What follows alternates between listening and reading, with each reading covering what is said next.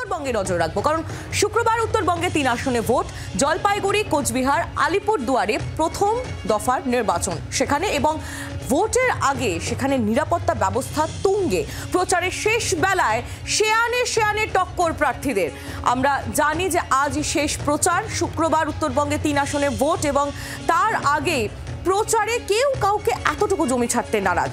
প্রচারের যে ছবি উঠে আসছে, একবারে সকাল থেকে প্রচারের ব্যস্ততা তুঙ্গে রয়েছে, এবং তারই সঙ্গে সঙ্গে ভোটের আগে যে নিরাপত্তা ব্যবস্থা তাও কিন্তু একেবারে আঁটো-সাঁটো।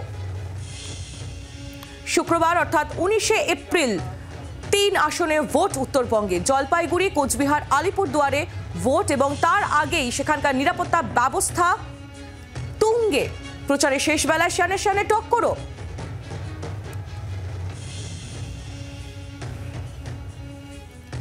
আমরা উত্তরবঙ্গের ছবিটা একটু জেনে নেব, জলপাইগুড়ির দিকে নজর রাখবো, জলপাইগুড়ির ছবিটা জানার চেষ্টা করবো। প্রদ্যুৎ দাস আমাদের প্রতিনিধি আমাদের সঙ্গে রয়েছেন, প্রদ্যুতের সঙ্গে কথা বলবো। প্রদ্যুৎ, 3 আসনে উত্তরবঙ্গে ভোট শুক্রবার, জলপাইগুড়ি, কোচবিহার, আলিপুরদুয়ার, সেখানে নিরাপত্তা ব্যবস্থা এবং প্রচারের ছবিটা কিরকম উঠে আসছে? দেখো, জলপাইগুড়ি এবং আলিপুরদুয়ার, কোচবিহার উত্তরবঙ্গের 3 আসনে ভোটে কিন্তু নিরাপত্তা কড়াকড়ি, কারণ ইতিমধ্যে কেন্দ্রীয় বাহিনীর ঘেরাটোপে পুরো এলাকা কিন্তু ছেয়ে গেছে। কারণ জলপাইগুড়ি জেলা প্রশাসন এবং কেন্দ্রীয় বাহিনীর কর্মী এবং আধিকারিকদের ইতিমধ্যে কিন্তু বৈঠক হয়েছে গতকাল সন্ধ্যায় জলপাইগুড়ি জেলা পরিষদে।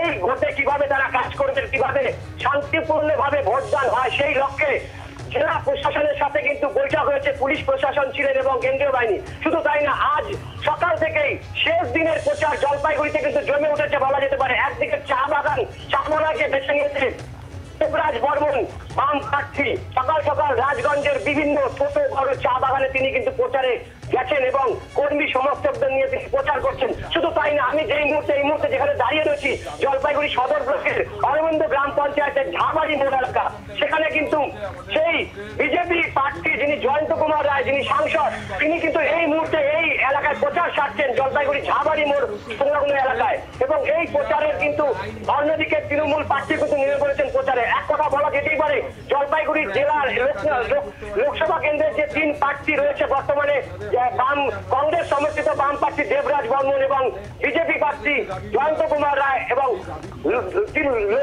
তৃণমূল কংগ্রেসের যিনি প্রার্থী রয়েছেন নির্মল চন্দ্র রায়, তারা কিন্তু প্রত্যেকেই সাত সকালে বেরিয়ে পড়েছেন ভোট প্রচারে। কারণ শেষ দিনের প্রচার, আজ কিন্তু শেষ প্রচার সময়, এই অল্প সময়, এই সময়ের মধ্যে তারা কিন্তু নেমে পড়েছেন। আজ এই প্রচার তুঙ্গে বলা যেতে পারে জলপাইগুড়িতে। একেবারে প্রদ্যুৎ, তুমি আমাদের সঙ্গে থাকো। যে খবরের দিকে আমরা নজর রেখেছি, অর্থাৎ উত্তরবঙ্গে শুক্রবার উত্তরবঙ্গে 3 আসনে ভোট, জলপাইগুড়ি, কোচবিহার এবং আলিপুরদুয়ারে, এবং তার আগেই সেখানকার নিরাপত্তা ব্যবস্থা একেবারে তুঙ্গে। যেমনটা আমাদের প্রতিনিধিও জানাচ্ছিলেন যে একেবারে কেন্দ্রীয় বাহিনী দিয়ে গোটা এলাকা ছেয়ে ফেলা হয়েছে যাতে কোনো রকম কোনো অপ্রীতিকর পরিস্থিতি না হয়। এবং তারই সঙ্গে সঙ্গে যেহেতু আজ শেষ প্রচার, তাই শেষ বেলায় প্রচারে কেউ কাউকে এতটুকু জমি ছাড়তে নারাজ।